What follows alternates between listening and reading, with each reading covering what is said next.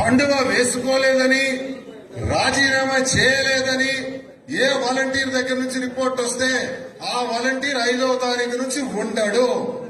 అప్పుడు మీరు చెప్పినా మేము వినము. అయితే ఎవరైతే రాజీనామా చేసి కండువా వేసుకుని నేను చెప్పిన పద్ధతుల్లో తిరుగుతున్నారో ఆ వాలంటీర్ ఖచ్చితంగా జూన్ 5వ తారీఖు నుంచి కొనసాగుతాడు. ఆ వాలంటీర్ జూన్ 5వ తారీఖు నుంచి కొనసాగుతాడు. ఇది క్లారిటీ. ఇంకెవరైనా కానీ రాజీనామా చేయలేదంటే వాళ్ళు మనకి పని చేయరు అని అర్థం. కండువా వేసుకోలేదు అంటే వాళ్ళు మనకు పని చేయరు అని అర్థం. ఇది నేను క్లారిటీగా మా రిపోర్ట్స్ మాకున్నాయి, మీ రిపోర్ట్స్ మాకు తెలుస్తాయి. కాబట్టి అది ఎవరైతే రాజీనామా చేయలేదో వాళ్ళ మీద మేము కనీసం అంటే కనీసం దృష్టి పెట్టే ప్రసక్తే లేదని సందర్భంగా తెలియజేస్తున్నాను.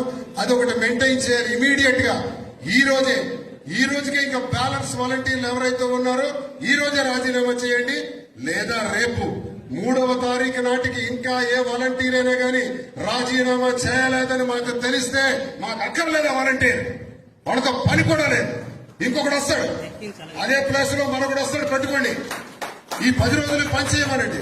ఈ 10 రోజులు ఎవరైతే పనిచేస్తాడో అతనే మన వాలంటీర్, అతనికే పెడతాం. ఇది మీకు స్పష్టంగా తెలియజేస్తున్నారు. మీరు ప్రతి గడపకు కూడా వెళ్లి ప్రచారాన్ని ఉధృతం చేయాలని కోరుతున్నాం. అయిపోయింది, మన తిరుగులు అన్ని అయిపోయినాయి. ఇక్కడి నుంచి మీరు ఎక్కడ ప్రచారంలో కూడా తగ్గకూడదని తెలియజేస్తున్నాను.